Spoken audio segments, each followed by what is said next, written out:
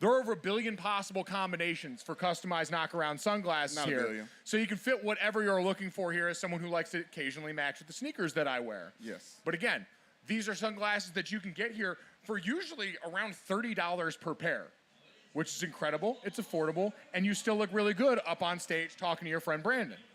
Yes, and I'm just very impressed with how you've always looked in your knockaround sunglasses and your ability to do this live read. We're paying bills live right now, and you're doing an amazing job at it. In polarized sunglasses that make it, sometimes I can actually still see the screen on this one, which is incredible. I also wear them when I go running, which is actually a little more often now. I live by the beach. I'm having a hot girl summer. It's pretty incredible. Go out there and lace them up. I throw on the ones that have like the blue reflector on the frames there, and now all of a sudden I feel a bit more like a runner. This too can be you. For the low, low price, like I said, of like $30 usually on these sunglasses. All you got to do, guys, knockaround sunglasses, high quality, polarized sunglasses at a truly affordable price. Check out the huge range of shades at knockaround.com. Make sure you guys check that out here. Very excited to have them on board as a partner here on the show. Now, Brandon, as I dramatically take off my knockaround sunglasses to make a point here on the broadcast, we did kind of want to get to this today because, again, we know it's Major League Baseball's All-Star Weekend. We're very excited about that. You and I are both proud Notre Dame grads, though. Yes. Both Notre Dame football alums. Both played for Brian Kelly at Notre Dame for a time, who is now at Louisiana State University. And we know we're in a different time right now with college sports. You got NIL and all these things that have crept into the way that people recruit, the way that people go about things here. And I saw this getting a lot of reaction on God's internet from our former head coach, Brian Kelly, who we know has had a few guffaws when he made his way down there. He had the family, the accent, all the things that went on there. Understandable. Brian Kelly said this the other day about what's going on in the current landscape of college football. He was asked if he felt like LSU was underfunded in a news conference at SEC Media Day, and he said, quote, "I think we're as competitive as anyone else. I don't feel like we're being outbid by anybody. I don't think that's the place of NIL anyway. So if we're being outbid, then we're going to be outbid if we have 50 million in our collective." Brandon, you made a face when I saw that made it seem like you disagreed. I looked at this and said, this is a man openly stating how the game goes right now. We all walked into SEC Media Day expecting to see an angry altercation between not Lane Kiffin, Jimbo he would Fisher. be instigating this, Jimbo Fisher, Nick Saban, after the words exchanged this offseason about how they went about recruiting their football team at Texas A&M. And Jimbo pushed back on that because he didn't like the idea that anyone would insinuate he was going out there and buying players in what is now college football's open market. Right. All Brian Kelly said out loud was, this is how the game goes now, and we believe we will be very good at the game. And I don't understand how anyone could have an issue with that. I don't like the concept of just straight blue chipping this thing. Like, we're just making a dollar. I like blue chipping as a verb. You do like that? Okay, well, maybe we will keep blue chipping. But I don't like the concept of just these athletes going to the highest bidder. Because obviously money plays a factor, but I think location, family makeup, all those different things are very important. Pedigree, if you have a father or family from football that's not just going to chase dollar amounts. Well, I don't like the whole game of recruiting being boiled down to how much money you can fit in a suitcase. Are you pocket watching right now? I'm not pocket It watching. sounds like you're pocket watching right now, not Brandon. Hey, I didn't pocket watch Manti when he was with us. Listen, I never saw nothing. You're not going to get me on the record with anything here. All I'm saying The is NCAA already took 12 of my wins, and you can never have them back. You can never have them back. I just think there's so much more that goes into recruiting. So to act like Brian Kelly saying, oh, I'm LSU, we got deep pockets, we're never going to get outbid. If somebody else chooses another school, it's not because we didn't offer enough money. It's like, no, people don't want to play for you. Like, people may not want to play for you. People want to play for LSU. People might not want to play for you. So, yes, you're not going to outbid someone, but that's not going to be the deciding factor if you get a 5-star recruit or not. I don't think that's what he's saying. I just think he's saying, hey, we can do the thing with the bread now, so we are over here doing the thing with the bread now. And they've always been doing the thing with the bread. I understand that, but now we can talk about the bread. And being able to talk about the bread is good, Brandon. We love bakeries. We're both big carbs guys here. There's nothing wrong with them bringing up the way he did. Okay, so is there any, what's the thing where you can talk about something after it happened illegally? stipulation like after it happened? Are you talking about like unsealed FBI documents here? Statute of limitations? Statute of limitations, There you yes. go. That's what I'm saying. So like all the stories I've heard about Cam Newton at Auburn and all the things, am I allowed to tell those stories now? Or is I mean, we've are we already still... been telling those stories, and they're awesome. Getting paid to be good at something is great. Full stop. Now that college kids can be paid to be great at something, that kicks ass. Full stop. Everyone else will figure it out from there. And all Brian, like the number one thing I said when Brian Kelly went to LSU was he knows how to be where his feet are as well as any coach in college football. Adjusted from being at Central Michigan, adjusted from being at Cincinnati, adjusted when he got to Notre Dame, and now he is adjusting to the new world at LSU. And where Jimbo Fisher got a little unhappy about the way that he was being characterized by Nick Saban, Brian's saying, no, we can do this now. We got what you're looking for if you want to come here. And we believe that that is something that can be a part of recruiting athletes, in addition to all the other things that you brought about there. So I actually applaud it for just laying the game out there. This is what it is. Let's talk about it. Let's say the words. Yeah, as someone who dry snitches quite a bit, I can't be mad at Brian Kelly for dry snitching on the process to get recruits to the school. I don't think this is dry. I think this was just full on. I think this is just Wet snitching? I don't even think it was snitching. It was just stating facts. And that is what we were a fan of around here. If it wasn't snitching, it wouldn't have been a headline. So I think some people think it's... Well, no, see, we're in a time right now, it's like legal marijuana, where everyone's still, there's still some people that probably look at this now, maybe not out here because it's been a little bit more built into the brand for a while, but Yes. in some places I get you, like some people our parents' age still like, oh my God, even though it looks like an Apple store and smells like a skunk, I'm not really sure how to proceed. It's a little bit different. You're in that period right now where people just got to get used to it. It's the new normal, Brandon. You know those two words from the last few years. Yeah, okay. All right, Brandon, before we make you sing on stage here, we are going to make you sing on stage here. Don't worry about that. Before we make you sing on stage here, we do want to tell people again about another one of our friends on the show here at Dr. Emil Nutrition. Now, you and I both trying to stay in shape post-career. Very important here. Yes. Different ways to go about that. Trying. Yeah, trying desperately here. Well, Dr. Emil was a doctor who tried to craft a fitness lifestyle that worked for him. Now trying to help other people here. It's about just the journey, not just the end point in all this, but wellness that you can actually feel and experience every day. Now, I can tell you two of the ones I really like on this one, pre-workout and sleep aid. Now, you and I have both been through a fair amount. If you haven't dry scooped some old pre-workout back in the day, were you really ever a meathead? The answer is probably no. But now I'm 32. I don't need the jitters and all that stuff. Right. So the pre-workout stuff, great there. Gives you that little kind of focused edge without having all the jitters. And then the sleep aid here. You and I have both worked mornings, overnights, all that stuff. You don't wake up feeling your best the next day. This gives you that restful sleep that helps with all that different recovery, gets you that moment where you're ready to tackle the day the next day. Okay, I'm down. You're down for that one, Brandon? I'm in. All right, well, with Dr. Emil's array of natural, high-quality supplements, they're hand-selected for each aspect of your personal wellness jersey. Visit DrEmilNutrition.com. Use the discount code GOJO20 for 20% off, plus free shipping on all orders. That's Dr. Emil Nutrition, DrEmil.com. All right, Brandon, now the bills are paid. You know what time it is, Brandon? Okay, now I need your little help. How's the Papa Roach go at the very beginning? What's the first thing he says? He says, news drop out. Cut my life into pieces. Okay. You ready? Okay. I need help. I need help from.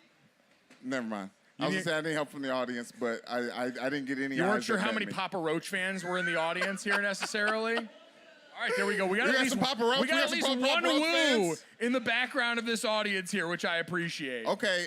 Thank you for your service. Audience. Okay, There we go, listen. all right. I'm going to scream out, cut my life into pieces, and then I'm going to give the mic to you guys. I need you guys to scream back. It's this, that, and the third. It's this, that, and the third. Okay, you guys ready for this? You Oh, guys we're ready? workshopping this on the Cut fly. my I life love it. into pieces. This is that, and the third. Okay, you guys ready? Cut my life into pieces.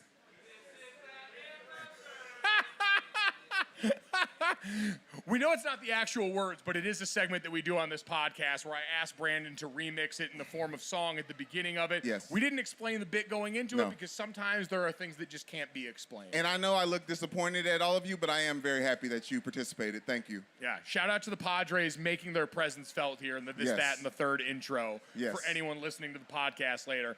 All right, Brandon, let's get to this on this, that, and the third here. Very interested in what's going on. We had the Open this weekend. Cameron Smith, as we got sirens going by here. It's ambient sound. It's fine. Yes, yes. Someone's being helped. That's good news. Oh, That's car fine. chase. No Oh, big yes. deal. Woo, L.A. A day that ends in Y. Yeah. Cool.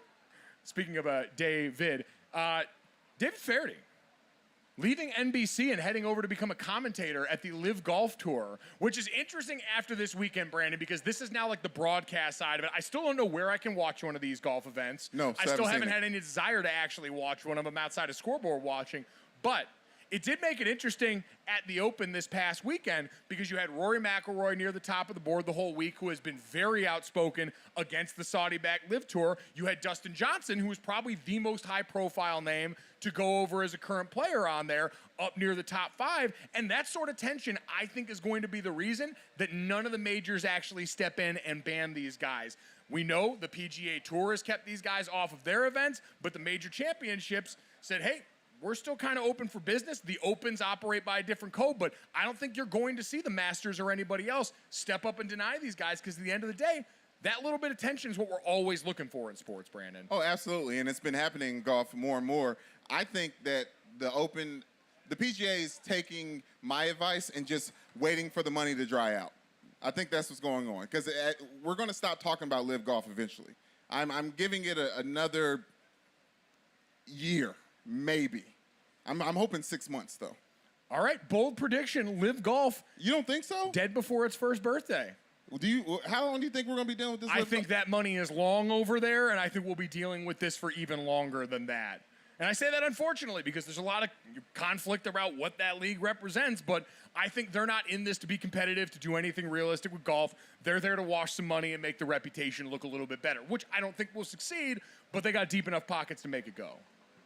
Okay. All right, Brandon, let's get to that because this is something we just talked about relative to weight that I think we can both kind of relate to. Yeah. Is there was a report from Pro Football Talk about Tampa Bay Buccaneers running back Leonard Fournette saying he showed up to OTAs well overweight. They talked about him being up near 260 and trying to float that out there. Now, depending on what corners of the internet you lived in, you've seen Leonard Fournette in videos with other former LSU teammates out here working out, not looking nearly that weight. Right. But Brandon, we had that going on today. We also had conversations about J.K. Dobbins coming back from injury with the Baltimore Ravens, Yes. kind of pushing back on a report from Ian Rappaport over at the NFL Network about the timetable for his return.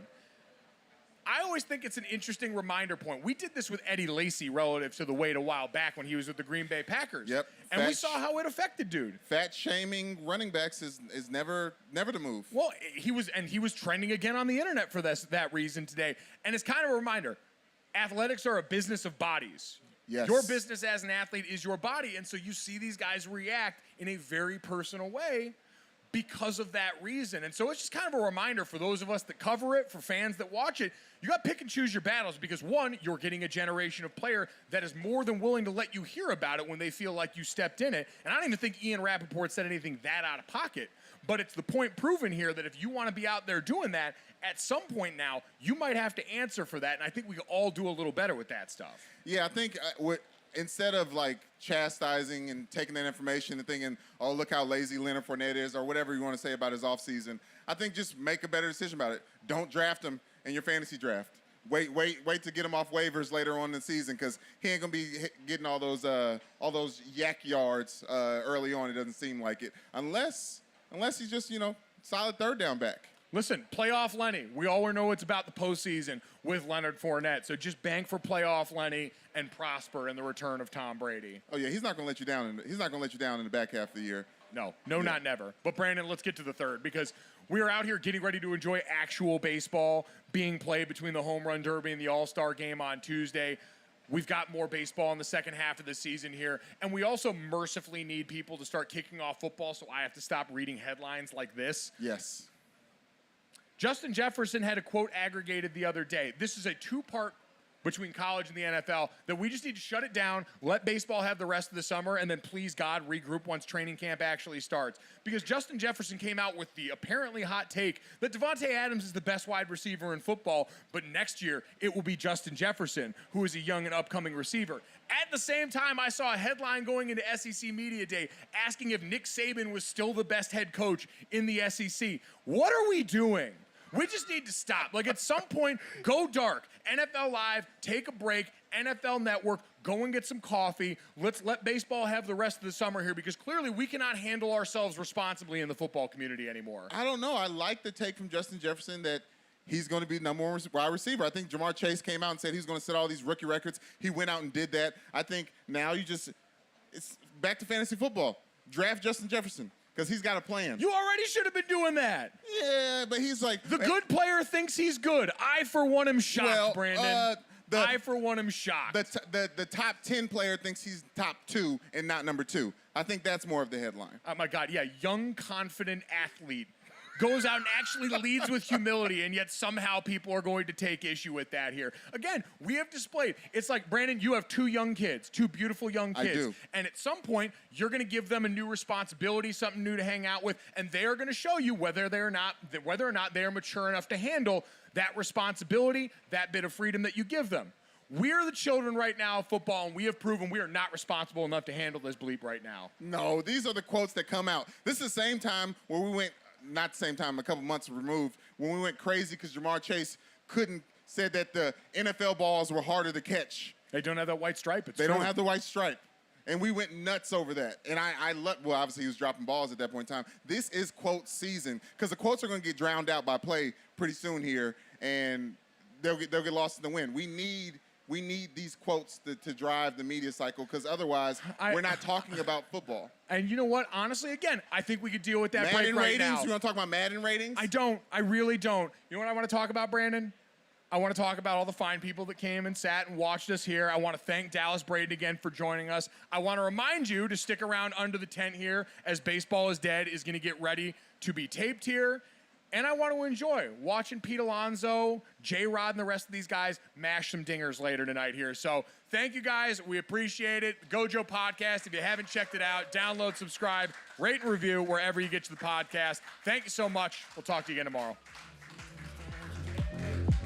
Cause the memories flood in my mind, maybe I can't stop it. I know I said I wouldn't call, but I'm breaking my promise.